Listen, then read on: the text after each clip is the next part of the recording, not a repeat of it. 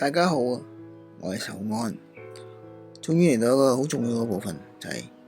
身體嘅治理同埋醫治。喺呢個部分呢，我先介紹簡單啲，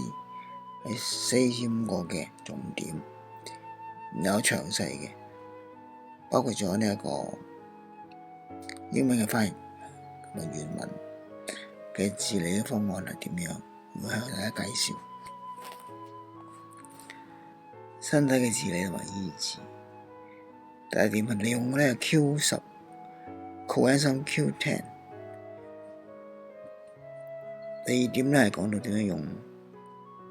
地中海飲食方法 ，low carbohydrate 少嘅碳水化合物。第三點係點樣利用呢一個限時飲食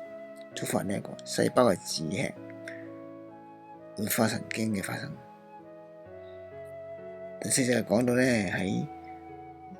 補充呢個腸道嘅益生菌。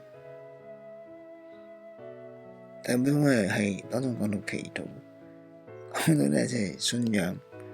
呢個信念同埋真正向我哋認為係主宰嘅為上帝，求恩典以至嚟幫助呢個神經細胞嘅生長同埋成熟。